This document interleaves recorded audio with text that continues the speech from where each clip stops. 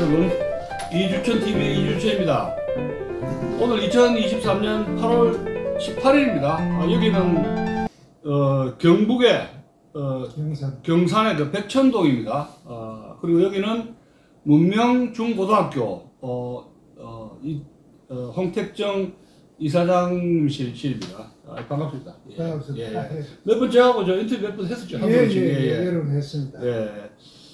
자, 오늘은 제가 그 주제 특집으로 강남길 역사 대해부라는 큰 타이틀을 가지고 직접 여기 경북 경산에 KTX 타고 왔습니다. 그 이유는 여기 저 홍택정 이사장님께서 마산고등학교 강만길 제 은사인 강만길 교수님하고 마고의 후배이신 것 같습니다. 13년 네, 후배. 그래서 마산고등학교 그 당시에 후배이시고 또 마고의 마산의 그 6.25 동란 때 분위기도 좀 알고 해가지고 우연히 연락이 돼가지고 저하고 한번 강만길 역사 특집 대해보라는 형식으로 1시간 정도 그 자담회를 가지도록 하겠습니다. 반갑습니다. 네. 반갑습니다. 그 지금 저 어떻게 우리 여기 좀 소개 좀 해주시죠.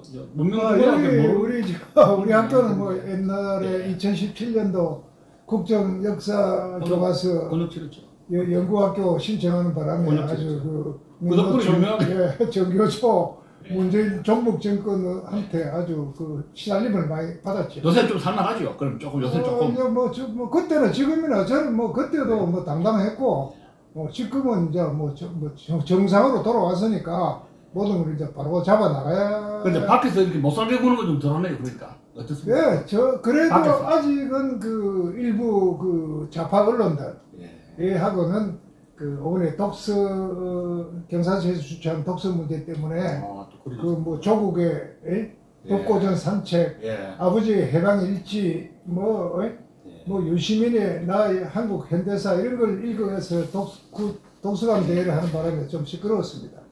그럼 지금 이제 저도 강만길 교수 해고록의 그 역사가의 시간, 요거 좀 역사가의 시간이라고요.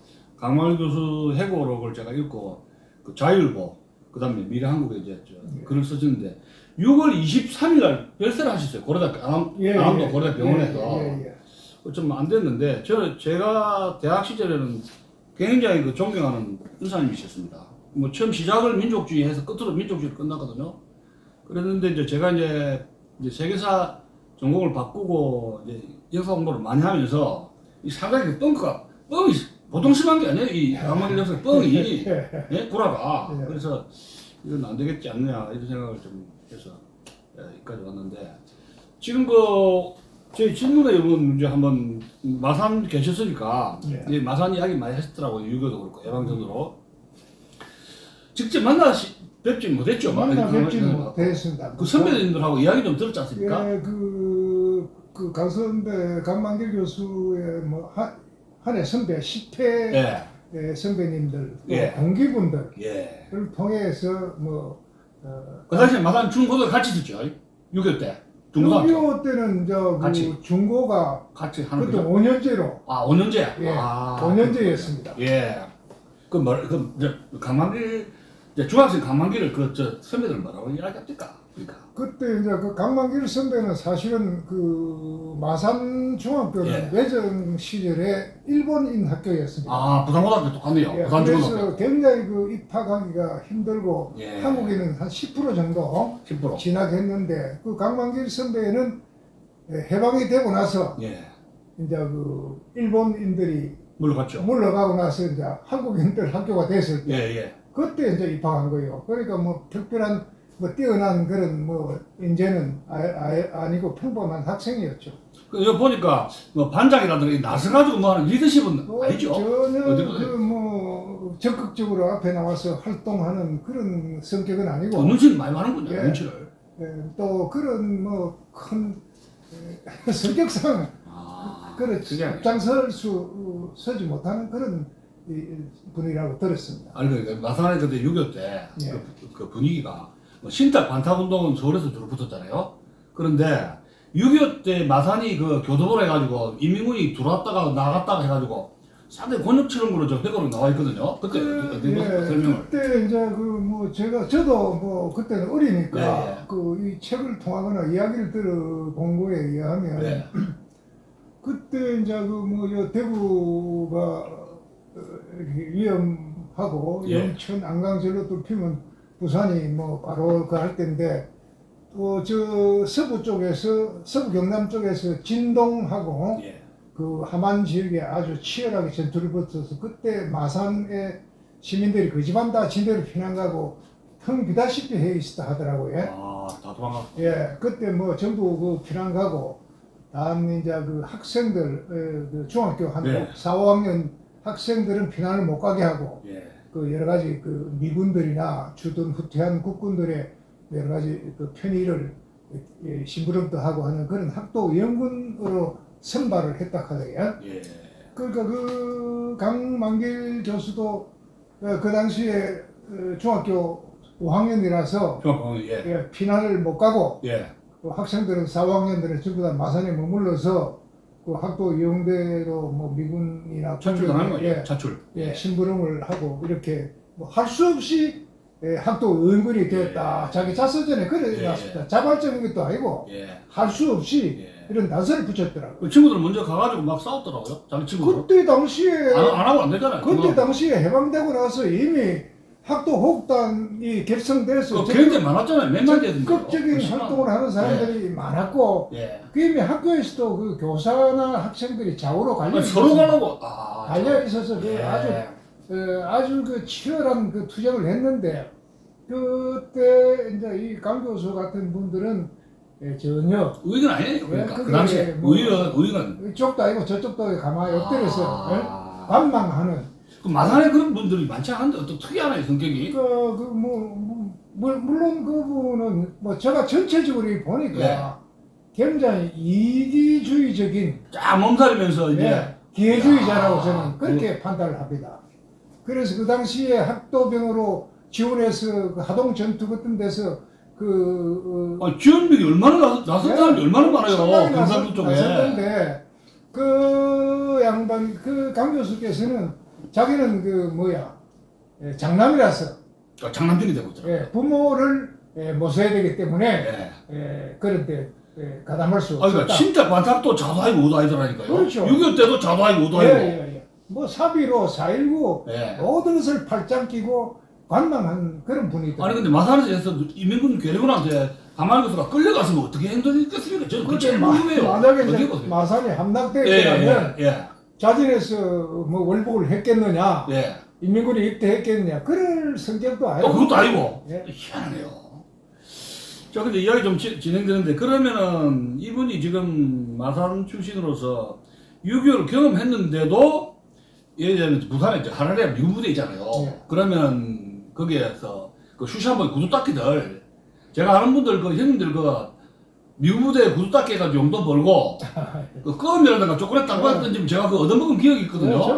미군 기억이 있죠. 그래 살았습니다. 그리고 강만은 중학교 때 호구지책으로 부산에 가가지고 부산 미군 부대 가가지고 양담배하고 양주를 삥땅을 좀 해가지고 좀 청년시를 즐겼더라니까요. 그 당시에 처음 가서는 먹고 살 길을 벌써 미군 부두에서 물자 하역을 하다가 또 어떻게 해서 하이레아 미군 부대에 가서 근무를 했다고 하는데 그 당시에는 풍조가 다 그런. 아니 그런데 그래가지고 얻어먹고 자기는 호구지책 했는데 우리는 그래서 미군에 대해서 그래서 양담배라든가 초콜릿 같은 걸 얻어먹었으니까 그렇죠. 상당히 추억이 좋은 추억인데 전반적으로 이렇게 보면은 뜨뜻하거든요. 미군에 대해서 베트남전도 그렇고 베트남에 왜 미군이 참전을 했느냐 6.25 때도 어떻게 해서 미군에 대한 어떤 것이 다양하게 그거 참 이해가 안 가요. 우리 같은 경우는 어떻게 보세요?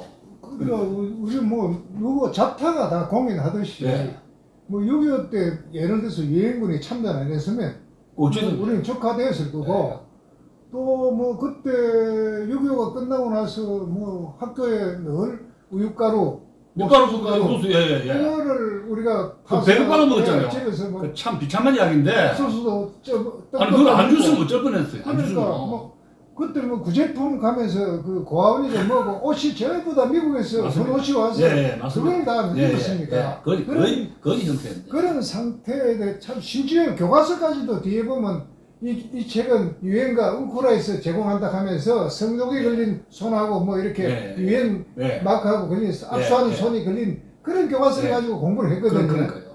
그런데도 불구하고 뭐 때문에 나는 이해가 안 가는 것이 자기 자신도 그래 미국의 원조 혜택을 보고 살았단 말이에요. 양주를 많이 얻어가지고 양담배 양주하고 해가지고 이렇게 빙담 많이 했더라고요. 기대로 보니까. 이제 그 반미 반일. 그게 어디서 형성된지. 그러니까 일본 반일은 일제 때 뭐 그런 장시개명해가 그렇다 하고 반미는 도대체 이 양반이 어디서 형성됐냐 말이에요. 그 미스테리예요. 그러니까 이제 저는 생각 판단할 때 뭐 사상적으로. 좀 좌파적인. 제가 고각 생각났는데 해방됐을 때 45년 해방됐을 때 그 코끼리 선생님 코끼리 선생님이 이거 완전 좌익이에요.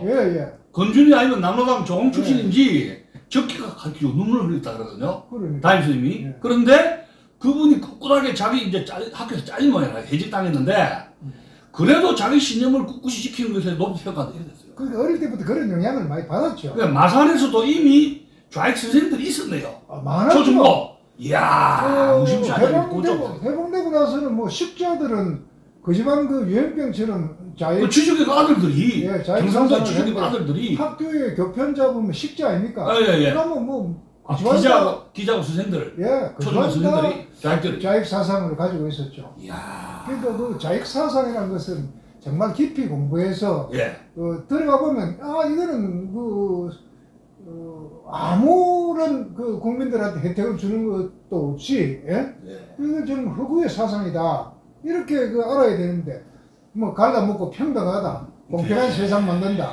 이런 어린 시절에 마산의 좌익 분위기에 영향을 좀 안 받았다 볼 수 없네요. 그렇죠. 저희 외교부께서도 일본으로 피신을 했는데, 해방되고 나서 원체 좌익 세력들이 협박 이런 게 많아가지고 목숨을 부지하기 위해서 일본으로 가서 이제 제일교포가 됐거든요. 그 정도로 그게 아주 심했답니다. 그 오사카가 우리나라 공산당 지부가 있었잖아요. 오사카에. 그래서 그러면 이 강 교수님이 이 책을 역사가의 시간 이 책을 보니까 기가 막힌 게 50년 동안 친일파 청산 외쳐냈다니까요. 그래가 나중에 이제 완장 찾잖아요. 친일파 청산 위원장 찾는데. 자기는 해방될 때가 12살이었단 말이에요. 그러니까 친일이냐 항일운동 해야 되느냐는 고민하지 않아야 될 나이에요. 그게 처음인데 박정희 대통령이 1933년생 아닙니까? 우리 선배 형님들은 나이가 많아지니까 군대 가고 하면은 학도병이냐 뭐 항일운동 해야 되느냐는 그 딜레마에 빠지잖아요. 그 자기는 편안하게 어리니까 형님들 당신 뭐 정시개명하고 이렇게 손가락질 할 수 있었는데 이 강 교수가 50년 동안 친일파 청산한 거 이거 어떻게 보십니까? 그게 이제 친일파를 청산할 나는 자격이 없다고 봅니다. 왜 그러냐면 이 강만길 교수 역시 외정 때 창시를 했습니다. 성만 바꿨다 하는데 성만 바꾸지 그러면 우리나라에서 제일 모욕적인 게 성을 갈면 정말 내 성을 갈겠다 할 정도로 아주 치욕적인 일인데 이 사람은 성을 바꿨어요. 자기가 교딸하고 그거 해놓고 바꿨는데 자기는 어려서 모르는데 집안에서 바꿨다. 집안에서 바꿨기는 어디서 바꿨기는 교딸을 창시를 한 사람이. 아니 이거 책을 보니까 그 창시하고 친일해야 되는 사람들이 또 고뇌가 있잖아요. 솔직히 가족을 살리기 위해서 또 어쩔 수 없이 그런 게 없어요. 그런 걸 뭐 쭉 자기 변명으로 그걸 많이 써놨더라고요. 자기 변명을 했는데 이강수 이제 저 사람들이 친일을 가족이든지 어떤 이유든지 친일을 할 수밖에 없었던 그 인간은 또 고뇌가 있잖아요. 사람 살다 보면은 그렇게 똑똑한 사람들이 생일춘제 36년인데 그러면 그런 사람들도 이해하면서 역사가 통이 있어야 되는데 이해하는 가운데서 쓴 게 아니고 당신 선배들 당신 뭐냐 이런 식이 그런 이분법으로 말이야 친일과 반일로 그러니까 자기 한 것들은 아무 흠이 안 되고 남이 한 것은 모든 흠이 되는 이런 이론을 펼치고 양문법을 하잖아요. 그렇죠. 독재민주, 친일 반일. 예수 성경에 보면은 사마라에 간통한 여자를 갖다가 돌로 쳐라 그랬지 않습니까? 유대교는 간통자를 돌로 찍어지기잖아요. 그래서 예수가 그걸 보고 사람 죽으려 하니까 너 죄 있는 자 너희를 쳐라 했잖아요. 맞습니다. 예? 참 기가 막히네요. 참. 그러면은 지금 이제 좀 더 넘어가면 이제 더 복잡해지는데 지금 우리 홍영택 이사장님은 새마을운동 전문가 아닙니까? 아, 제가 뭐 근데 여기 또 새마을에 대해서도 박정희 5.16 쿠데타니 뭐 해가지고 글을 이렇게 쓴 거 보면은 완전 전면 무시해요. 그러니까 이 강교수는 그래도 우리가 대학교에서는 그 지성인이고 학자 아닙니까? 그럼 언어투가 표현을 아주 좀 뭐랄까 정당케 이렇게 해야 되는데. 그 괴뢰망군학교하고 뭐 괴뢰망군학교 만주국 출신 게다가 일제 뭐 친일 경력 이런 식으로 박정희 쿠데타가 어쩌고 저쩌고. 그러니까 언어투가 이게 뭐예요 이게? 일본 유학을 갔거나 뭐 일본 육군 사관학교를 갔거나. 근데 저는 형편 되는 사람은 일본 유학 갔을 거고. 형편이 안 되는 사람은 뭐 자기 입신을 위해서 군사 기술을 배우고 뭐 신분적인 상승을 위해서 살 길을 찾아서 일본군에 갈 수 있다고 봅니다. 그러나 결과적으로 보면 일본군의 괴뢰 뭐 개사치만 그분들이 6.25 때 해방 후에 국방개비대를 창설하는 주역이 됐고 6.25 전공자 고국의 주축들이거든요. 그렇게 보면 일본 가서 뭐 유학하다가 막말로 마지막 패전 직전에 학도병 가서 뭐 탈영해가지고 그러니까 뭐 광복군 가는 그런 사람들보다 훨씬 나은 사람들이라고 봐요. 영국의 식민지였던 미국의 조지 워싱턴 대령으로 예편했는데 영국군 장교였어요. 조지 워싱턴도 대통령 된 사람도요. 그러니까 우리가 그런 걸 가지고 너무 이렇게 비하하면 안 되고 아까 새마을운동 관련해서 이야기하자면 그래 이거 어떻게 아주 센 그걸 했더라고요. 새마을운동을 한 이론 자체가 웃기는 게 외국에서 새마을을 배우러 한국에 온다. 이 이론은 잘못된 평가 때문에 그렇다. 왜 어떤 평가입니까? 그러니까 뭐 잘못되면 그러니까 이런 현상을 보니까 어떤 현상이 잘못됐냐 하면 그 다음에 이제 세계적으로 1차 산업에서 2차 산업, 3차 산업으로 인구이동은 자연적인 거 아니에요? 인구이동은 그 자연적으로 경제가 발전해서 이동하지 않습니까? 자연적인 못 막아야 되나? 옛날 농경 시대에 좀 몰라도 그런데 여기에 뭐 왜 새마을을 평가를 했냐면 이 촌현상이 인홍현상이 그 1차 산업 인구가 60%였는데 30%로 줄었다. 그것도 자연의 산업이 활성화되니까 어쩔 수 없는 거죠. 도시로 인홍을 했을까 아니겠습니까? 이거를 갖다가 30%에서 인홍해서 농촌인구 10%로 감소했다. 그렇기 때문에 새마을운동은 실패한 운동이다. 이런 엉터리 같은 인홍현상 때문에 농촌 새마을운동이 실패했다. 이런 이야기를 하는데 그러면 이거는 세계적인 추세 아니겠습니까? 그 추세를 못 막습니다. 산업이 발달하고 근대화되기 때문에 인홍현상이 생기는 거거든요. 도시화의 일종이 일하는 그렇죠. 그래서 이건 갖다가 너무 이런 식으로 갖다 붙이고 그 다음에 문화의 획일성 때문에 문화가 다양해지지 못했다. 그럼 경제적 민주주의의 기본인 소득의 분배가 미국도 소득의 분배는 엄청난 자본주의의 공산주의 관에 북한도 아마 지배계층하고 하층민들 차이 많이 날 거예요. 엄청난 차이가 납니다. 우리가 공개를 안 해서 그렇죠. 그래서 소득의 분배는 이건 막을 수가 없는 겁니다. 그래서 이런 걸 가지고 새마을운동이 실패했다 이런 엉터리 같은 논리를 펴고 있어요. 아니 그러니까 지금 이 책 전반 보면 건국의 이승만 문민 독재자, 박정희는 군부 독재자, 전두환도 마찬가지고 박정희, 전두환, 이승만을 인정을 안 해요. 그러니까 민중이 다 했다 그러죠? 그렇죠. 그렇지만 이 사람은 또 어떻게 나중에 또 분류하느냐 하면 김영삼은 3당 합당했기 때문에 안 되고 노무현은 김대중이는 DJP 연합했기 때문에 안 되고 아닙니다. 그래도 평양 갔으니까 이거예요. 평양. 그때는 평양 갔으니까 이거. 그때는 그거 했지만은 예. 그 뒤에 평가하는 걸 보면 예. DJP DJP 연합했기 때문에. 예, 연합했기 때문에 정통 민주 정권이 아니다. 그럼 노무현이네. 노짱. 민주 정권이다. 주사부 정권, 예. 여루당 이거네. 예. 이 평가를 그러니까 이 앞에서는 김대중이 한것이 때 만들다가 예. 뒤에 또 이제 정권 평가하는데 보면 예. 김대중은 DJP 연합에 의해서 탄생한 정권이기 때문에 진정한 민주 정권은 아니다 이렇게 놨습니다. 그럼 노무현 정권이 한 업적이 뭡니까? 도대체 강만길 뭐, 교수에 의하면 뭐 업적이에요? 이북하고 NLL 뭐 북한에 돈 갖다 주는 예, 거 하고. 풀어주고 예. 뭐 전부 그 북한에 북한 예. 퍼주는 게 A 학점이네요. A 학점. 그 심지어 이제 그 김대중이나 그 노무현을 높이 평가한 거는 남북 공동 선언을 해서 6.15 공동선언. 개성공단 예. 또 남북 척도 연결 예. 그 다음에 뭐 해주공단 원산공단까지 생각했더라고요. 야. 그러니까 이게 사실은 보면 우리가 이 사람들이 이 강 교수가 주장하는 게 이제 그 민족 통일, 민족주의죠. 우리끼리 민족 해가지고 예. 평화주의 협상 통일. 예. 국도 통일, 예. 그 다음 평화 통일, 예. 뭐 그 다음에 또 마지막에 통일 형태로 나온 게 협상 통일을 가는 게 협상위원 평화 통일. 예.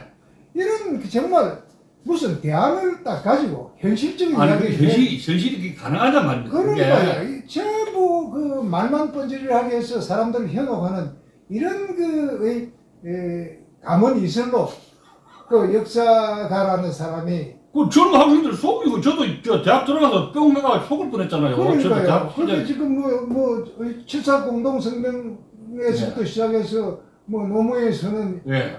문재인이 뭐 USB 갖다 주는 나는 USB 선언이라고 하거든요. 예. 항복이라고 합니다. 예. 그때까지 아무것도 이루어진 게 없고 결국은 퍼준 결과가 이런 돼 있습니다. 북핵을 김대중 노무현 정부가 그렇죠. 서포트했잖아요. 아무런 말이 없어요. 그러니까 이거 뭐 지금 막말로 뭐 가스를 소련에서 도입하자 문재인이 네. 그랬지 않습니까? 그럼 북한으로 파이프라인을 묻자. 그러면 지금 어떻게 되겠습니까? 제가 이제 기사를 봤는데 2017년 이후에 예. 강말교 기사를 보니까 북핵 문제입니다. 예. 그 제명 입당하고 아무 말도 안 하고 있다가 자기도 이제 코너에 몰릴 거 아닙니까? 2017년 이후에 기사를 봤는데 강만일 교수가 조용하게 북한이 핵을 하면은 안 된다. 그런 구절도 나와요. 저기도 이제 할 말 해야 될 거 아닙니까? 마지못해 가지고 문재인 정부 들었으면서 북한이 핵을 가지면 안 된다. 억지로 그렇게 해놨다니까요. 그러니까 옛날에 그 송두일이라고 있죠, 선생님. 송두일 내재적 접근법. 예. 네.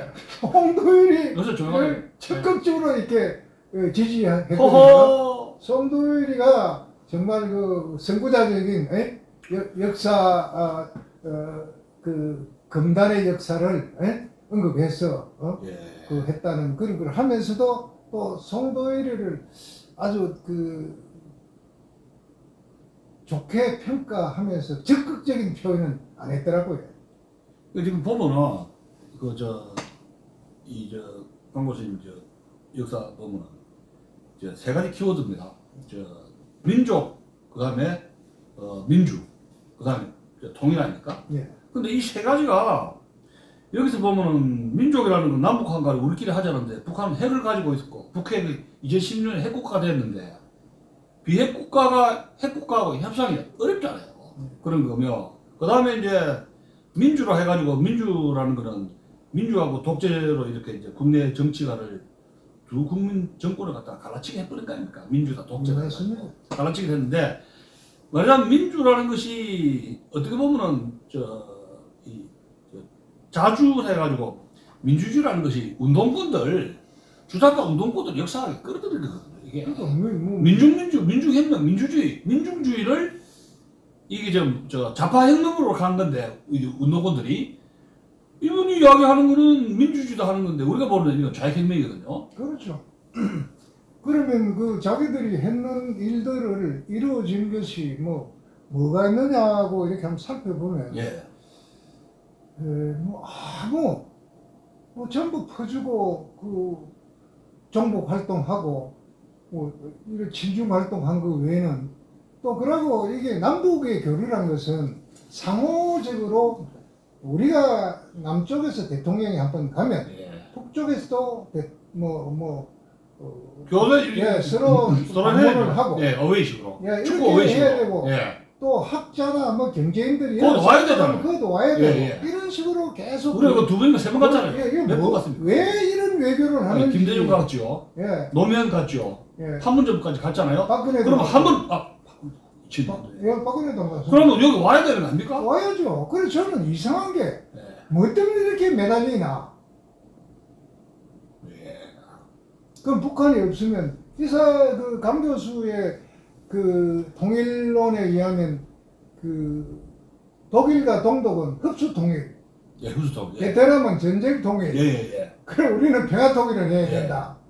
그러면 동독과 그 북베트남을 비교해 보면 북한보다는 훨씬 유화적인 그런 공산국가였어요. 말이 좀 통하고.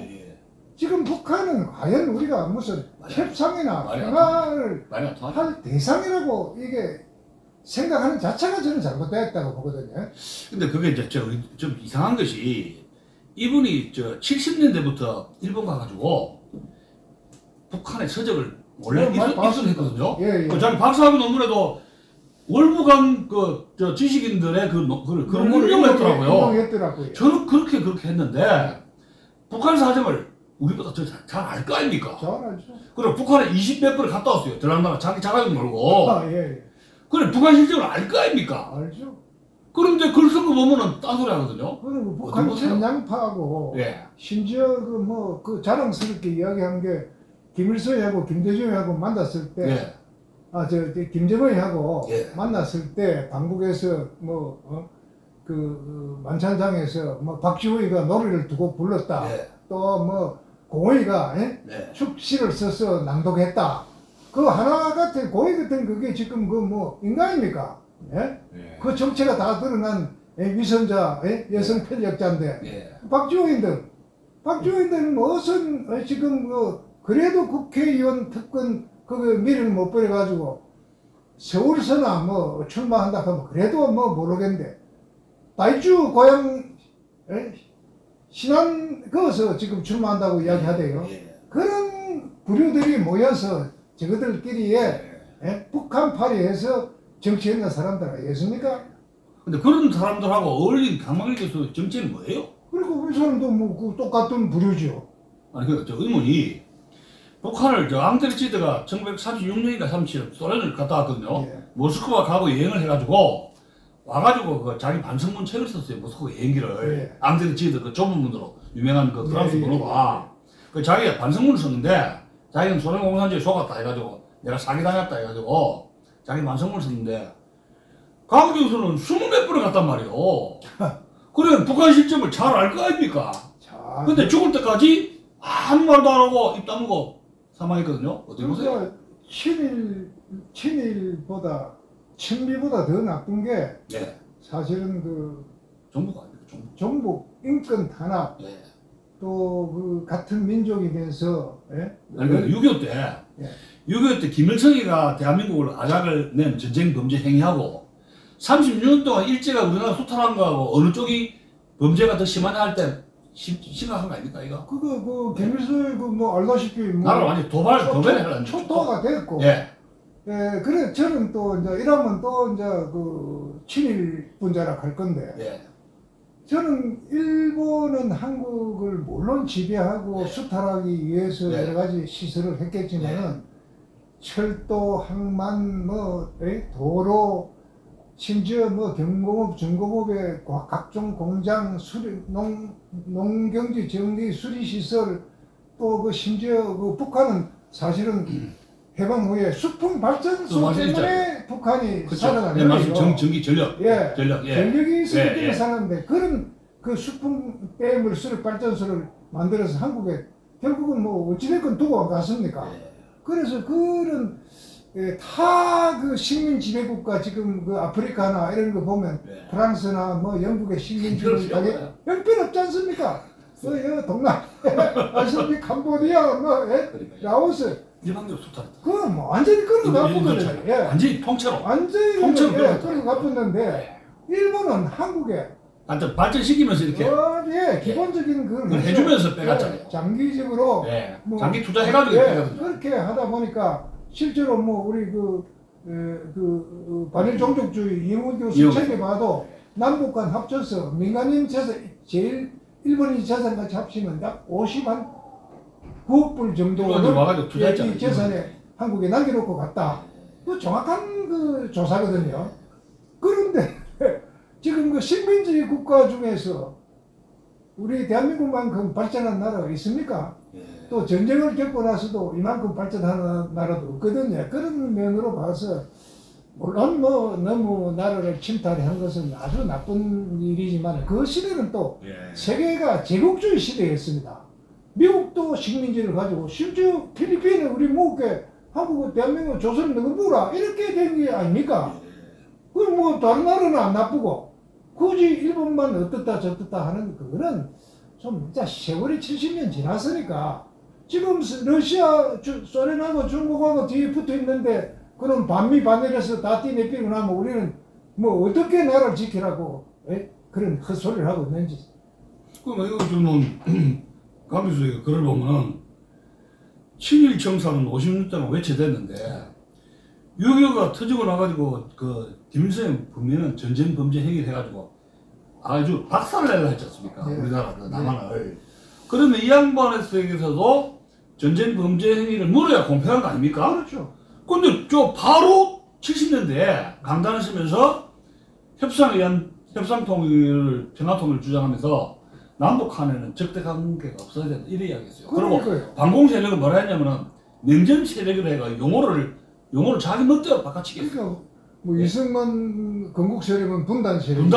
분단 세력. 예. 네. 그다음에 용어로 만들어요. 냉전 세력. 냉전 세력 이거 아구가 맞지가 않아요. 냉전하고 세력하고. 냉전이라면서 세계적인 그 분위기를 두고 미소간에 대결 그런 건데 그걸 반공 세력한테 반공주의에 갖다 붙인 거. 그다음에 공산주의라는 말을 안 쓰고 역사상의 현실 사회주의라고 자기 용어로 만들었어요. 역사가 인정도 안 하는데.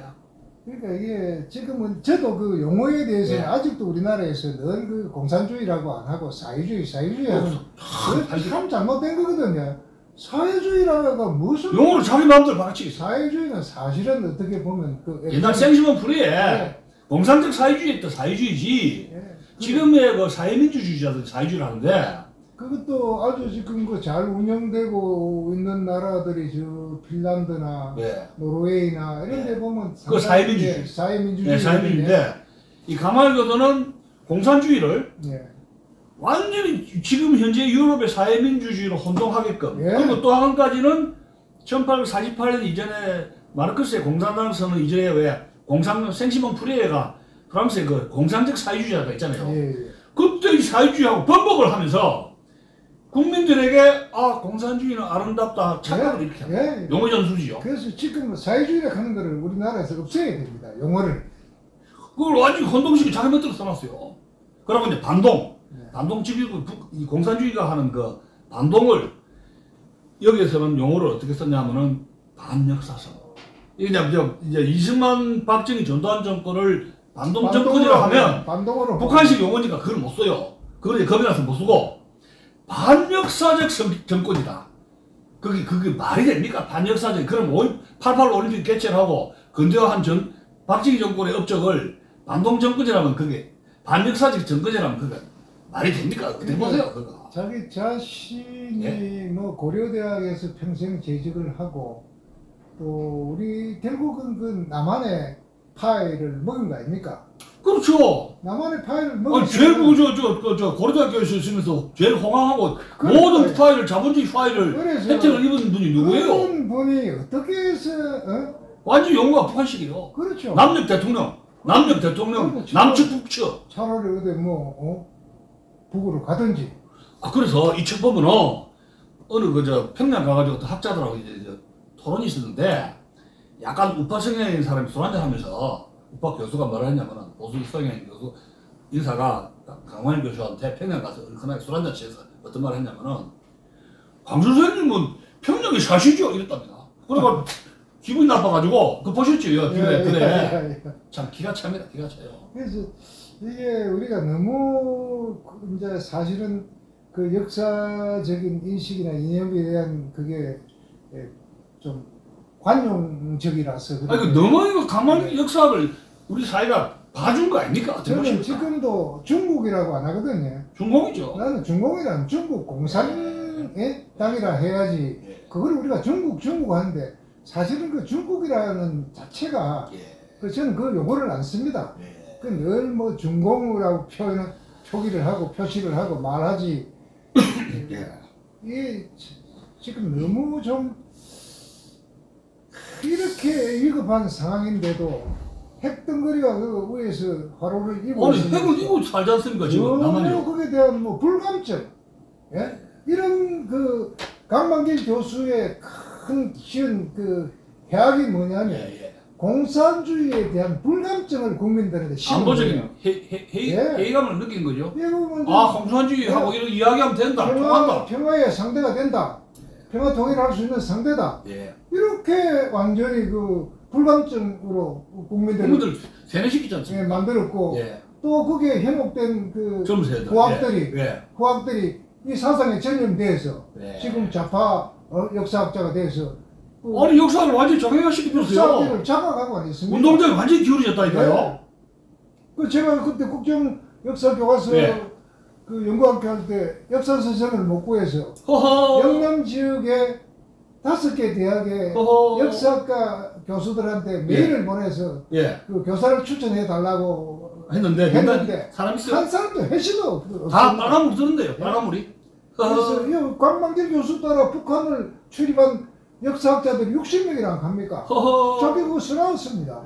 60명이면 그래도 뭐 내노로 하는 학자들 아니겠습니까? 대학 교수님들. 아니 그럼 그분들 중에서도 강만길 역사학은 비판으로 칼럼이 나와야 되는 거 아닙니까? 나와야 근데 아무 말도 안 하고 있잖아요.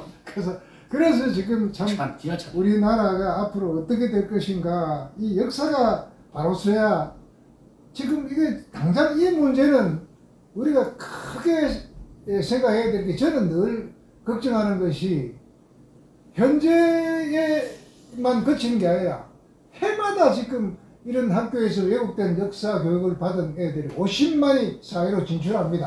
큰일 날 거 아니야. 고3들이에요. 그럼 그 고3들이 벌써 투표권이 있지 않습니까? 그럼 이런 애들이, 이런 사람들의 이야기나 인원고 사태를 봤듯이 고등학교에서 애들한테 이념적인 세뇌를 하고 왜곡을 하는 그게 지금 눈에 안 보여서 그렇지. 아니 지난번에 보니까 저 촛불 시할 때 보면 공산당이가 사회주의 국가 좋아해가지고 여학생이 그거 들고 나왔더라고요. 지금 핵명의 전위대로 안 갑니까? 그러니까 박근혜 대통령 탄핵시킨 게 그들 어느 때 그들 세력들도 기어 나와야 하는 거 아닙니까? 그러니까 이게 지금 그 미래에 양산되는 좌파를 막아야 되는데 그 학교 교육을 바로 잡으면 어느 정도 방지가 되거든요. 근데 이분이 이렇게 많은 책을 제자가 써줬는지 어떤지 모르지만 책을 지금 여기도 지금 저 20세기 우리 역사다 뭐 해가지고 우리니 뭐 해가 이게 북한식 용어 아닙니까? 우리가 이게 근데 대한민국 역사인지 우리 역사인지 이게 북한에서 우리끼리 하는 이런 거 아니에요. 책 한번 좀 고쳐선 한국사, 고쳐선 한국 근대사 또 우리 역사를 의심한다. 우리가 이게 무슨 우리 역사에 대한민국 역사도 아니고 역사는 이상의 현실화 과정이다. 또 내 인생의 역사 공부에서부터 이 뭐 책들이 20세기 우리 역사니 보면 전부 다 막 이거 무슨 그건지. 그래서 더 이제 문제가 있는 것이 김원봉이를 비롯한 홍범도. 여기 지금 강원 교수가 김원봉 팬이에요. 그러니까 김원봉이요. 그 항일전쟁 한 거 김원봉 그 책을 썼지 않습니까? 공산주의자. 항일 그 운동했다고 인정해야 된다. 김원봉 항일운동도 독립운동 과정이니까 인정하고 높이 평가해야 된다 해가지고 여기 지금 글을 좀 보셨죠? 제가 봤는데. 근데 이게 공산주의 국가를 만들어가는 사람인데 건국이 이바지한 게 뭡니까? 김원봉이가? 6.25 때 장관 지냈죠? 김원봉이가. 그게 장관했어요. 내무 장관. 부장, 감찰부장인가 뭐 장관을 안 했습니까? 그럼 중경 때 김구 못 살게 굴면서 온갖 해방을 도한 게 김원봉인데. 군복 입고 뭐 장개석 군복 입고 장개석한테 봉급 타고 살았고 또 모텔동 밑에서 살았고 대한민국 독립을 위해서 싸운 적은 나는. 그러고 중경에서는 김구한테 난 부위원장인데 이리저리 말 안 듣고 해가지고 뺑뺑 지기고. 꿀란이나 지기고. 결국 근데 강만일 교수는 김원봉이라면 환장한단 말이에요. 그러니까 이게 이 사람들 생각은 참 위험하게 짝이 없는 생각이에요. 강만일 교수님 살아서 이제 대한민국이 적화됐으면 이게 칠 사람입니까? 어찌 보십니까? 그렇죠. 네. 안 그렇게 했습니까? 근데 이거 대한민국의 그 국민으로서 온갖 그 혜택과 호여식과 위원장 완장차고 연금 받고 온갖 혜택을 받은 분 이런 교수 아닙니까? 고려대학교? 고려대학교 면입니까? 이거 챙깁니까? 이게 뭐예요 지금? 참 어떻게 참 보니까 우리가 이런 역사가 한 사람을 바라보고 그런 이론을 검증하지 못하고 지금 50년대인데 아무도 검증하지 못하고 제가 지금 저 스승이지만 참 이거 제가 내려 텍스트하고 이게 내려와가지고 이분 이야기하는 건데. 저도 뭐 역사 전공도 아니고 뭐 행정학 전공했는 사람인데 뭐 역사 국정교과서 사건 이후로 역사에 관심을 가지고 책을 보다 보니까 기가 차죠. 이 외국의 본류가 어딘가 보니까 이 강강이에요. 강만길 교수님 강다고 보니까 또 마침 우리 마상무 선배고 그 제가 전화통화로 해야 되니까. 그래서 내가 관심을 가지고 선배님들도 만나고 또 인간적인 이야기를 듣고 해도 같은 동기고 선배들이 아주 인간적으로 나쁜 말씀은 전부 안 하시고 뭐 완곡한 표현들을 다 하시는데 제가 대충 종합해 보면 그렇게 뭐 적극적인 앞장서는 사람은 아니었다. 적극적으로 눈치 많이 보고. 그래서 저도 이거 뭐 너무 잘못됐다 싶어서 그 지난 연말부터 여기에 대해서 생존해 계실 때부터 내가 반론을 좀 제기하고 있습니다. 그러다가 또 교수님 이번에 저는 아주 대놓고 왔죠. 특히 사회지간으로서 참 제가 월간조선에 그 뉴라이트 할 때 2005년도 11월 달에 그 월간조선에 처음으로 강만길 역사 비판해가지고 강만길 선생님은 김정일의 인질이 되셨습니다. 처음으로 제가 칼럼을 썼었어요. 그래가지고 제가 이제 그 책을 내려 했는데 뭐 이렇게 했으면 이제 후배들이 어른이 알아서 하겠지. 한국사 쪽에서 아무도 안 해. 맞습니다. 눈치만 보고. 2000년도 또 그때 북한에 김대중가 2000년도 6월달에 가가지고 김정일하고 손에 손잡고 우리의 소원은 평화 통일이다 해가지고 눈물을 찔찔 흘리더라고요. 그래가지고 보니까 한겨레 20일에 보니까 또 나중에 이제 인터뷰를 했는데 2000년도에 김정은 국방장관하고 만나서 그거 생각하면 감격에 눈물이 난다고 이렇게 인터뷰를 했어요. 한겨레 20일에. 어떻게 화가 나는지. 이분이 정말 나는 정말 문제가 있다고 보는 것이 선교사의 피 한 방울이 제국의 땅 한 치를 넓히는 이게 종교 뭐 전도하는 것까지도 제국주의가 영토를 확장하는 거로 이렇게 평가하더라고요. 그러니까 미국의 의식이 두 가지라고 하죠. 자본주의, 그 철치 아닙니까? 칼 마르크스적인 그런 의식으로 해가지고 자본주의 미국은 제국주의 국가고 자본주의 국가로 영토라든가 이런 이권으로 착취한다는 인식이 다 박혀 있어요. 마르크스적인 인식. 그래가지고 북한의 월북한 그 백남문이라고 있습니다. 그거 보셨죠? 백남문이라고 그 당시에 해방정국에서는 우리나라에서 당시 최고의 마르크스 경제사학자이거든요. 그것에서 힘들게 해가지고 그 책을 읽었더라고요. 어떻게 힘들게 해가지고. 그러니까 우리나라 역사를 마르크스적인 계급 차원에서 이런 프롤레타리아 계급 차원에서 서술한 것이 백남문이 글이었거든요. 근데 그걸 많이 보고 영향을 받았어요. 저 강의실에서도 백남문이가 위대한 그 마르크스 학자라고 칭찬하는데 제가 아직 제가 참 정말 말로 다 할 수 없이 이 역사를 어떻게 저는 역사 전공이 아니라서 사실은 깊이 이론도 없지만은 저는 일단 역사는 사실대로의 정확한 기록이 일차라고 보고 해요. 아니 그러니까 역사의 본분이 역사의 본분 보자 말씀하셨는데 역사의 본분은 과거에 평화통일 협상통일해 그게 역사의 임무 아닙니다. 그건 미래학자나 정치학자들이라든가 정치인들이 하지 역사학과 하면 과거의 사실을 팩트로 체킹해가지고 사실 어쨌든 간에 실증주의적으로 어떤 일이 정확하게 일어났는가 분석을 하고 이것이 현재의 어떤 역사의 의미가 있는가를 대화를 통해서 왔다 갔다 하는 건 역사의 본문입니다. 그렇기 때문에 현재 일어나는 일은 자료가 구성이 안 되면은 이거 일을 발을 제대로 못해요. 당대 문제는. 그래서 5.18에서 북한군 내려왔는지 안 내려왔는지 그건 조사 대상 아닙니까? 그렇기 때문에 언급이 조심스러워야 되는데 강원 교수는 당대사에 대해서 전두환 정권 나빠. 현재 일어나는 김대중 좋아. 현재 일어나는 일을 판단하고 국민들이 이야기하라는 겁니다. 그게 역사가 할 일입니까? 웃긴 이야기예요. 그래서 간단하게 그렇게 역사를 평가하는 것은 쉽지 않다니까 그게요. 쉽지 않죠. 왜냐면 박정희도 자기 무덤에 침을 뱉으라 했거든요. 나중에 평가를 하라. 그랬지 않습니까? 자기가 그렇게 괴뢰 만주군 출신이고 친일파고 하는데 현재도 국민 지도자 선호도 조사를 하면 박 대통령이 압도적 1위란 말입니다. 그럼 강만길 교수는 그런 데서는 어떻게 생각하느냐? 그럼 자료를 안 보죠 그러니까. 평가가 잘못됐다. 무조건 자기 이야기를 시작하래요. 조사 방법이 나빴다. 그런 이야기 하겠죠. 그러니까 이 강만길 교수가 웃기는 뭐냐면 역사가는 자기가 싫든 좋든 자료라든가 업적 통계 자료를 보고 평가를 해야 되잖아요. 그렇죠. 근데 아예 이승만, 박정희, 전두환에 대한 평가는 자료를 안 본다는 이야기예요. 그리고 이승만은 깔아뭉개버리고 그 역사가 자세는 아니죠. 아니죠. 하여튼 이승만의 자치, 박 대통령의 자치, 모든 그 사람의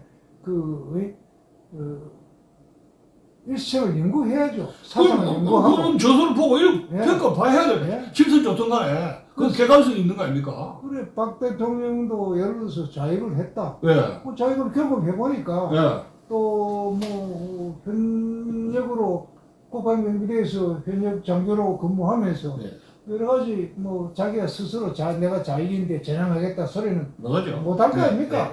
그래서 어느 때인가 그게 터지니까 자기 스스로 느낀 바가 있으니까 자익의 명단을 밝히고 전향을 하고 그래서 그 5.16 혁명기를 나가서 북한에서 황태순이가 내려왔지 않습니까? 황태순 내려왔죠. 형 친구가 내려와서 했을 때 그때 잡아냈지 않습니까? 맞습니다. 그러니까 단호한 그 전향을 하는 거는 한 번 우리가 오판할 수 있어요. 강 교수는 평생을 오판한 줄 모르고 살았단 말입니다. 그러니까 저 안암동 고려병원에서 사망할 때도 그 양심 있는 역사가라면 이거 내가 북한에 대한 인식이 잘못되었다. 내가 대한민국 건국사라든가 이런 거를 너무 자학사가로 너무 해방나왔다고 자기 말에서 있었어야 되는 거 아닙니까? 어떻게 보십니까? 그래, 저는 그렇게까지 하실 분은 아니라고 보고 자기 주장이 평생 옳다고 생각하실 분이니까 그래 주장을 했고 참 이런 분들이 주장하는 거 보면 북한을 중국을 통해서 가지 않고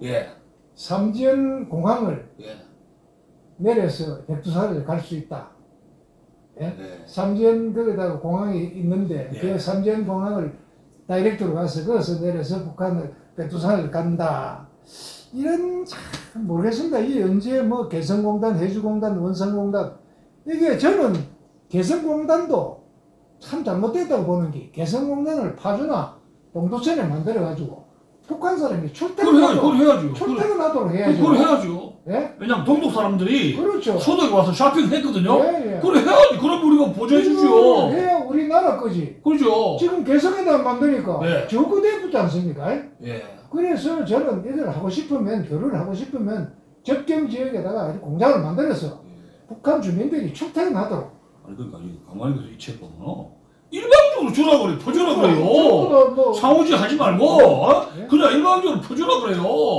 우리가 북한을 그 자선 단체입니까 국가가? 그러니까 적심해서 총재입니까? 어느 정도 변화가 있고 그걸 감안해가 하는 거 아닙니까? 변화를 이만큼 또 해주고 해야 되는데 이거는 결국 김대중 대통령 5억불 퍼주고 나서는 그 다음에 심지어 보니까 노무현 대통령 있을 때는 제주도에서 밀감을 7만 토씩 보냈더라고요. 미쳤네.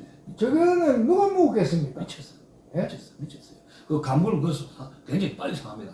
밀감을 7만 톤을 북한에 보냈더라고요. 그 보관이 안 되면 그거 썩어버려요. 아니 그래서 마무리를 좀. 이런 게 일방적인 퍼주기식이고 저는 반드시 반드시 앞으로 개성공단이 아니라 파주 접경 지역에다 공장을 쭉 만들어서 거기 북한 사람들이 출퇴근해서 그 얼마나 좋습니까? 아니 그걸 듣냐고 거야. 그리고 저는 이제 거기 겁이 나서 못하죠. 남원에서 기술할까 싶었어. 안 그래 탈북민들이 많으니까. 그거 자신이 없는 거예요. 그러니까 이 감옥에서는 남북 간에 협상을 하라 그러는데 여기 글을 보면 또 무슨 뭐 자유는 보장 어떤 체제는 앞으로 통일되면 모르겠는데 또 이렇게 해놔요?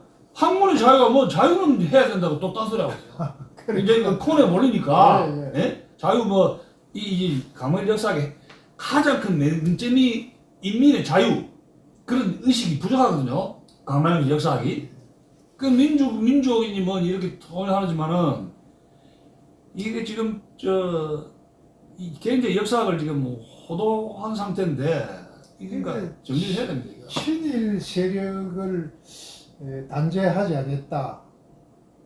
예를 들어서 그러면 북한도 똑같고 남한도 똑같고 총독부에서 근무한 행정요원에서부터 뭐 면사무소, 우체국, 철도 뭐 모든 그쪽에서 중요한 일들을 맡았던 사람들이 아마 한 2만 한 5천 명 정도가 됐다 하더라고요. 그러니까 예를 들어서 철도가 들어와서 기관사를 또 배가 있어도 그 선장이 있어야 운항을 할 거 아닙니까? 그런 기술들을 일본에서 배운 그런 사람들로 인해서 남북한이 국가 경영을 했단 말입니다. 그리고 북한도 김일성이가 친일파를 100% 청산했으면 국가 경영을 할 수 없습니다. 이 실례로 수평 발전소라든가 공장들 일본 사람들이 이제 기술자들이 도망을 일본으로 가려 그러는데 김일성이 붙잡았다. 붙잡았죠. 몇 년 동안에 기술 익히기 전까지. 운영을 못하니까. 그러니까 그 몇 살 기술을 완전 익힌 뒤에 보냈다거든요. 그 바로 청산하면 공장을 못 돌리죠. 그래서 이런 게 말이 수어서 지나고 나서 뭐 친일 청사인이 뭐 결과론적인 이야기를 강 교수가 많이 합니다. 그리고 이제 동남아시아라든가 이런 경우도 인도, 동남아시아 경우도 이렇게 저렇게 이야기 들어보면 우리나라처럼 100년 동안에 친일 청산, 친일산 50년 동안 그런 나라 없다 그래요. 없죠. 세계상에서. 막말로 뭐 우리 근대까지 남마공화국 이런 데는 실제로 얼마나 대단한 핍박을 받았어요. 인도는 100년 이상 일본, 영국 지배받았지 않습니까? 그거 받으려고 하면 끝도 없죠. 네? 저 영국 그 천년파 청산 말도 못 끝냈는데 끝나고 나서 영국 나갔을 때요. 그렇답니다. 그리고 이제 이 강비서 같은 경우는 이제 그 2차 대전 때 빼땅 원서가 한 비시 정권 그게 한 4년 동안 집권했거든요. 그런 게 강점기죠. 독일군이 4년 동안에 프랑스를 군사적으로 강점한 게 전쟁 중에 그게 강점인데 광복이 자기 멋대로 30년 식민지 지배를 일제 강점기를 해가지고 시민 통치하면은 글자가 바뀌어가지고 일제 강점기 되는 거 알죠? 아래하에 강제로 돼버려요. 저는 이 책에서 제일 웃기는 게 금방 그 말씀하신 그 독일이 그 지배하던 그 시절에 4년 그걸 비교해가지고 프랑스가 독립하게 된 것은 뭐 프랑스 군에 의해서도 아니고 미군에 의해서 연합군에 의해서도 아니고 레지스탕스의 역할에 의해서 독립을 했다 하더라고. 그럼 자기도 레지스탕스가 돼야 될 거 아니냐. 6.25 때. 어떻게 그러면 팔짱 끼고 장남이라서 나는 군대를 못 간다. 안 갔다. 학도병 안 갔다. 이런 이야기가 참 난 뻔뻔한 이야기라고 생각해요. 아니 근데 우리 같으면 6.25 터지면은 중학생 정도 되면 의분이 이게 피가 끓는 거 아닙니까? 저희 부친 역시도 이수 고등공학교 제자들이 학도병 제가 알기로는 굉장히 숫자가 많았다거든요. 31명을 데리고 시골에 있어 고등학교 학생들이 서로 간락해서 깨망총을 어깨에 걸어보고 총신이 밑에 닿는 애들, 키 작은 애들을 빼고 큰 애들 31명을 데리고 같이 상공일 야전공단 신명훈련소에 입대해서 학도병 32명이 간 거는 해마다 기념식을 합니다. 한 학교에서 32명이 교사하고 같이 간 그런 경우도 있는데 나는 이분이 아니 저 보니까 내강산 내국도 지키겠다는 그런 의식이 모르겠습니다. 하여튼 자기대로 사정이 있었겠지만은 그런 그 열혈한 아니 그 이민군이 그 중학생 정도 내 나이인데 죽어서 안 됐다 이야기가 나와요. 중학생이 어린 나이가 불쌍해서 죽겠다고 인민괴뢰군한테 나라 망할 판인데 중학생이 내 나이처럼 어린 아이가 죽은 게 참 안 됐다고 괴뢰군은 안 됐다 이야기. 왜 죽었나를 생각해보면 왜 전쟁이 났습니까? 왜? 김일성이가 전쟁을 일으켜서 이렇게 됐다. 그럼 김일성의 전쟁 범죄가 일제 30년보다도 대한민국을 완전히 박살을 내려 했는데 이것은 전쟁 책임을 묻고 사과를 받아야 된다. 그리고 나서 뭐 평화통일인지 뭐 진정한 뭐 협상통일 하자 해야 되는 게 순서 아닙니까? 근데 그런 거 정리도 안 하고 그냥 협상통일 하자는 거예요. 과거의 감정을 예. 버려야지 협상이 되고. 아니 그럼 일본 문제 묻자고 그러면 친일파 묻자고. 일본은 왜 사과를 계속 강요합니까? 그건 우리 민족끼리 우리 민족이 뭐예요 그게? 우리 민족끼리. 예? 예? 참 이거는 어떻게 보니까 큰 그 앞뒤가 맞지 않는 그런 논리예요. 근데 이것을 저 후학들이라든가 국민들이 강만일 교수 역사하게 50년 동안 사기를 당한 거 아닙니까 이게? 소화한 거 아니에요 이게? 이런 책들이 예. 번들하게 나오거든요. 번들하게. 뭐 아주 그 뭐 양장파도 나왔어요. 아래도 이제 창부에서 검색해 보니까 12권 단행본으로 12권을 시리즈로 50만 원이에요. 50만 원. 돈이 50만 원. 거기에 보니까 제가 깜짝 또 놀라지 사회주의 운동가 뭐 인명사전이 있더라고요. 사회주의를 말도 말하면 사회주의인지 공산주의인지. 그런데 그게 사회주의 이름이 사회주의 운동. 공산주의 운동 아니에요? 공산주의자들 인명사전이거든요. 항일운동. 예. 거기에 딱 보면 이제 김원봉의 편을 제가 전부 이렇게 발췌해서 그 지금 글을 하나 써놨습니다. 예. 그런데 올라 있는 사람을 남한 정부에서 서운을 한다는 그 문제 자체가 이거는 뭐 어느 도도 그럼 이런 역사가들이 항일운동한 공산주의자들을 사전이다 책이다 해가지고 방방 떼어주니까 거기 영향을 받을 거 아닙니까 자연히. 예?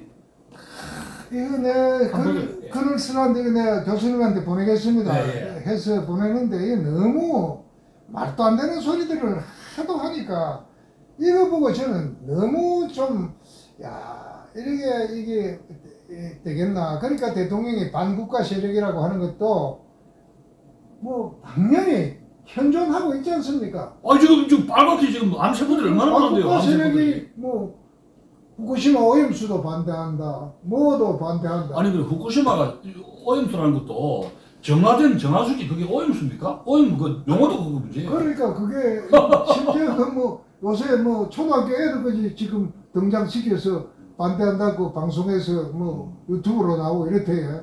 그 지난번에 제주도에서 한번 초중고생들이 반대 시위를 하는 걸 한번 봤거든요. 참 기가 막히네요. 이게 이제 이것이 확산 내가 광우병 사태가 똑같아요. 제공이 부으면 안 된다고. 족발들과 나가는 그런 이제 지금 아니 그래서 지금 여기 보면은 이 강원 역사학의 그 영향력이라는 것이 역사 교육에 엄청난 지금 폐악을 끼친 거 아닙니까?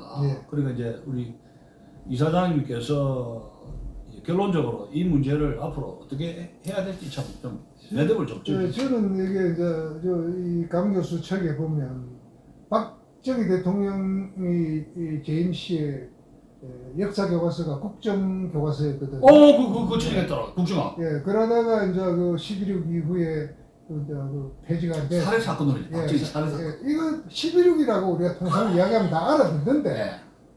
야. 11.6 박정희 살해 사건. 용어도 그렇게 했다. 그렇게 이게 뭐냐면 종북들이 그 망월동 공원묘지에 전두환 대통령 뭐 어디 마을 방문했는 비석을 그거 놔놓고 밟듯이 발로가 밟듯이 이렇게 이제 이거는 행동으로 하는 거, 몸으로 하는 거고 이거는 언어로 문자로 이렇게 테러를 하는 거예요. 문자 테러입니다. 사람을 이렇게 역사의 품격으로는 말이 안 되는 거 아닙니까? 대한민국에 11.6 하면 알고 5.18 하면 알지.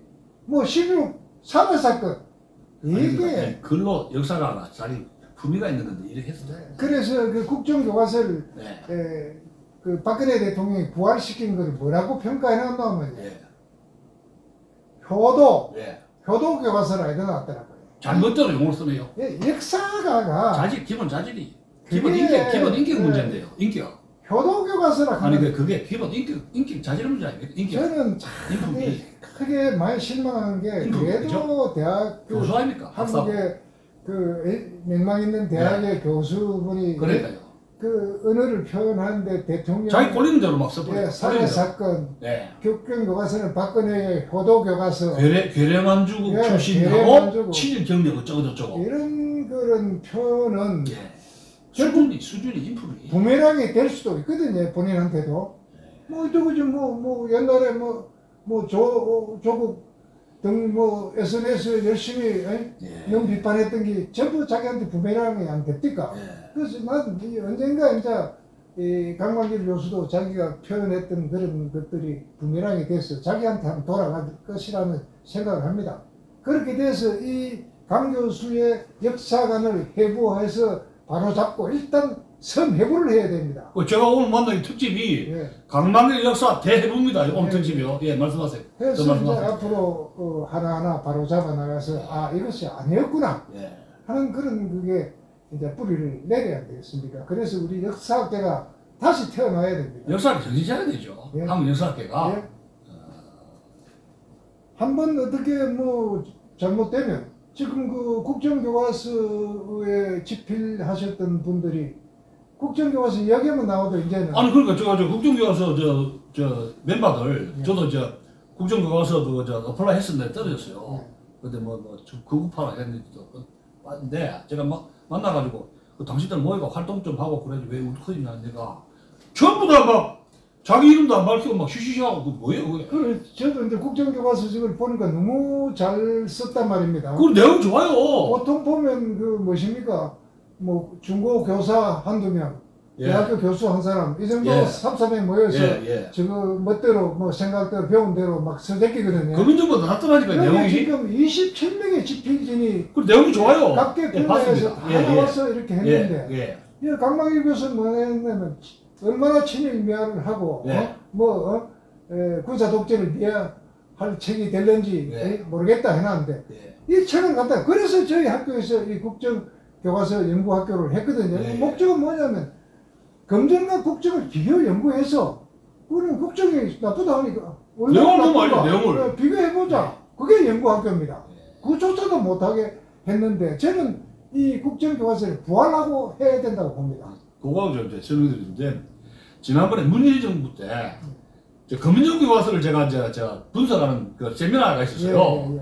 이제 깜짝 놀란 게 검정교과서가 해석해서 더 리버럴하고 더 포괄적으로 해야 되는데 다양하게 이런 것도 저런 것도 해주는 다양한 해석을 전제로 한 것이 국정화이고 검정이라는 것이 검정이 인정되었던 거 아닙니까? 근데 문재인 정부 시절에 검정교과서 내용을 보면 천편일률적으로 촛불 시에 박근혜 대통령을 탄핵하려고 김정수가 문재인 부부가 촛불 들고 이렇게 저렇게 박근혜 탄핵하는 것이 선전용 교과서에 화보로 나와 있어 사진에. 정권 홍보용이에요. 정권 홍보용 삐락지지 그게 교과서입니까? 그래서 이 사람들이 늘 이야기하는 게 다양성인데 그 다양성 전 지키셨어요? 국정이나 우리가 지금 그 제3회, 제9회 어떤 교과서가 나오면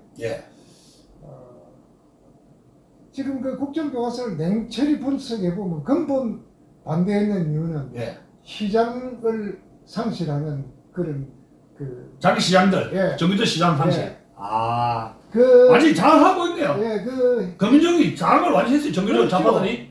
이제 창비를 비롯한 좌파 출판사들이 저거 먹잇감인데 국정이 나오면 그게 다 쓸 수가 없으니까 돈 문제네요. 돈 문제예요. 가장 기본적인 거는 그게 강화되고 있지만은 그러니까 저거가 무슨 핑계를 댔냐면 친일 미화, 군사 독재 미화 했다.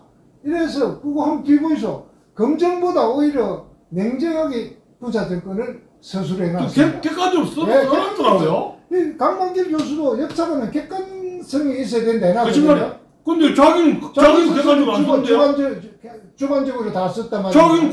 자기는 막 평온한 대로 감정심은 막 휘갈겼잖아요. 어떻게 해서 역사가가 객관적이라는 이야기를 자기가 감히 할 수 있었나? 강 교수는 역사 소설을 객관적으로 공정하게 해야 한다는 말할 자격이 있습니까? 여기 역사가가 그 객관성이 있어야 된다고 써놨거든요. 1984년도에 5.5 때 남산에 그 불려가가지고 이근계 검사, 부장검사, 공안검사한테 취재를 당했더라고요. 그래가 이제 깜방을 며칠 있었는데 그때 사마천 사기를 갖다가 불러가지고 읽었더라고요. 그 사마천이가 이제 궁용 자기 성기가 잘려가지고 있지만 굉장히 치열하게 객관적으로 썼지 않습니까? 그게 사마천 사기인데 그 사마천 사기 그 책을 봤으면 역사가 이 정도는 냉정하게 써야 된다는 거 그거 배워야 되는 거 아닙니까? 그 책만 읽으면 뭐예요 그게? 기가 차네 기가 차서. 그래서 참 아직도 우리가 뭐 기대할 수 저는 막 기대해 봅니다. 누군가 새로운 그 역사학자들이 탄생할 거라고 기대하고 있는데 우리 학교에서도 여러 가지 그 책들을 읽은 학생들이 있어요? 변화가 있거든요. 교지에다가 그 여러 가지 자기들이 왜 대통령들을 이렇게 폄하했느냐. 아니 그 지금 뭉개버리잖아요. 심지어 구미까지 가서 생각을 다 둘러보고 이렇게 해서 내가 다시 박정희에 대한 글을 쓴 애들이 나오거든요. 백선엽 장군에 대해서도 뭐 새로 책을 읽고 바뀌는 애들이 있으니까 앞으로 뭐 좀 희망적으로 봐야 되겠습니다. 뭐 우리 홍 이사장 역할이 큽니다. 그 좋은 책을 읽히고 애들한테 근데 사실 또 이제 문제가 뭐냐면 암만 옳은 책을 역사 교과서를 만들 때 해도 가르치는 교사가 이 엉터리 가르치면 똑같거든요. 그래서 이제 그 교사들에 대한 감시 이게 지금 그 인원고 사태의 학생수연대라고 있습니다. 그리고 지금 이제 그 각 지역마다 시니어 학군단이 발족했습니다. 아, 그래요? 저희 학교에도 시니어 학군단이 있거든요. 그런 학생들 주축이 돼서 이제 역사 왜곡이나 정치 이념으로 선동하는 그런 교사들을 좀 감시하고 이런 체제가 돼서 이제 교단도 바로 지금 그 교사들이 자살하고 교권이 뭐 무너졌다 하는데 이 사실은 그 원인에 나는 70% 80%가 교사들한테도 있다고 보거든요. 스스로 노동자를 자처하고 정치 활동을 하는 그런 교사들을 바로 보는 학부모들이 전교조가 믿든지 말든지 바른 길만 가면 되거든요. 그래서 이거는 교사라고 스스로 자처해야 되는데 교사의 길을 포기하고 나는 노동자가 하니까 스승의 그림자는 안 밟지만 노동자의 그림자는 밟을 수 있는 거 아닙니까? 그렇지, 그렇네요. 저는 그렇게 생각합니다. 참, 하여튼 어찌됐건 잘 이렇게 그 나라가 바로 서서 하나하나 정상적인 회복을 하는 그런 그 과정을 밟아 나갔으면 더 이상 바랄 게 없겠습니다. 제가 몇 년 전에 문재인 정부 시절에 홍 이사장 뵌 때보다 얼굴이 많이 폈어요. 그래도 정권 바뀐 것이 홍 이사장님 얼굴이 좀 표현이 되는 것 같아요. 그래도 뭐 마음이 좀 편하죠. 정선님 잘 돼야 될 텐데. 아침마다 보기 싫은 얼굴을 보던가. 그런데요. 뭐 안 보니까 그것만 해도 뭐 얼마나 뭐 자고 나도 뭐 몸도 개운하고 뭐 하루 종일 뭐 스트레스 받을 일이 없습니다. 그 이제 이승만 대통령이나 박정희 대통령이 가장 신경 쓴 것이 교육이었거든요. 교육이죠. 교육이 굉장히 중요한 건데 지금 교육이 무너졌지 않습니까? 그러니까 국민 교육 현장조차 비판해나. 강 교수가 국민교육 현장 제대로 내용을 알고는 일제 뭐 칙서 비슷하게 그런 식으로. 국민교육 현장 그 내용을 읽어보면 얼마나 그 좋습니까? 정말 거기서 일단 지금도 나는 우리가 애들이 외우고 했으면 좋겠거든요.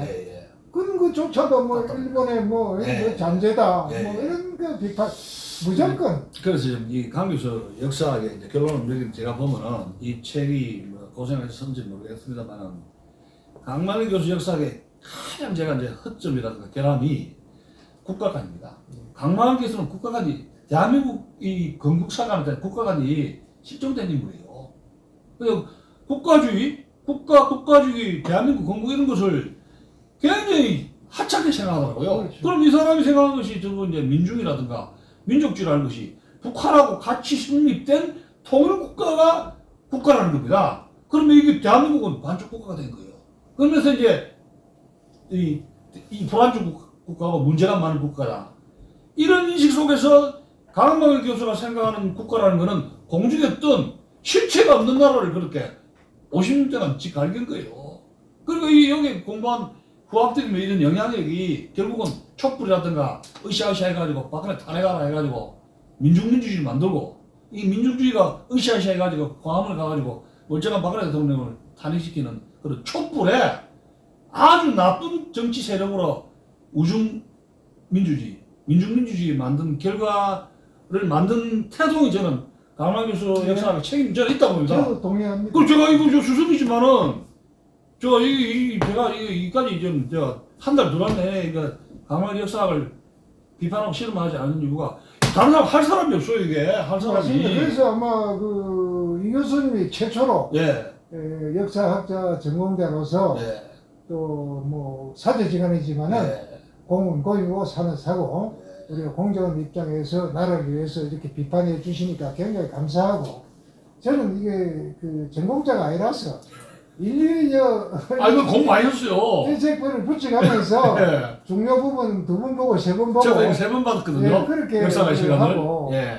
참 이거 책도 많이 사셨네. 연구하신다고. 저는 뭐 늘 이렇게 관심이 있는 분야에 대해서는 좀 비전공자이기 때문에 열심히 해야 됩니다. 앞으로 책도 많이 써주십시오. 본인 포커스도 많이 쓰셨대요. 이번에 이제 그 총선을 앞두고 예.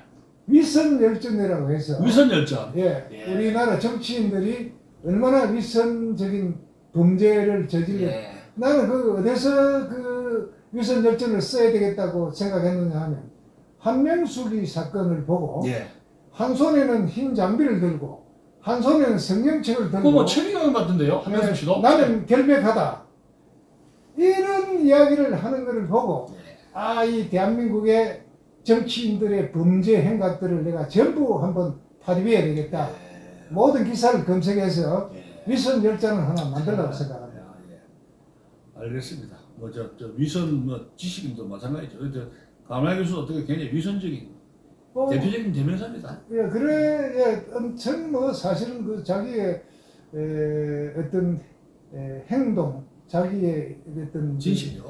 판단이 어떠한 영향 파급 효과를 미친다는 것을 그걸 모르겠습니다. 그게 자기한테는 굉장히 그 목적을 달성했다는 그만 충족감을 주는지 모르겠는데 자기 목표를 달성했지만 항공을 망치고 나라를 망쳤는데 그러니까, 그러면 천당 가겠어요? 그런 마음을 안 가졌겠습니까? 그렇기 때문에 이런 연구를 안 했겠습니까? 주장을 하고 그래서 그런 생각을 하면 참 감히 역사가로서는 함부로 역사 해석을 할 수 없다는 저는 겸손한 생각을 가져야 된다고 봅니다. 이 역사신 앞에 우리가 인간이 겸손해야 되는데 우리가 평생 책을 알고 자기 지식을 알면 얼마나 알겠어요. 근데 강만 교수는 역사가로서의 겸손이 부족해. 겸손이 재판관을 하고 역사의 심판자로서 말이죠. 이 사람 친일이다 뭐다 재판하고 말이죠. 그 친일 임명사전 자체가 조기를 만드는 거 아닙니까? 누가 재판하는 누구를 재판하는 거예요? 민족문제연구소하고 이만정이 한 거예요. 박은솔이 하고 뭐 저끼리 그래가 만드는 거 아닙니까? 나라 국민들을 그래서 저도 옛날부터 주장하는 게 건국인명사전 하나 만들자. 하여튼 이래저래 이야기하다가 벌써 1시간 훌쩍 넘었습니다. 그렇습니다. 오늘 감사합니다. 먼 길 오신다고 수고 많으셨습니다. 고맙습니다.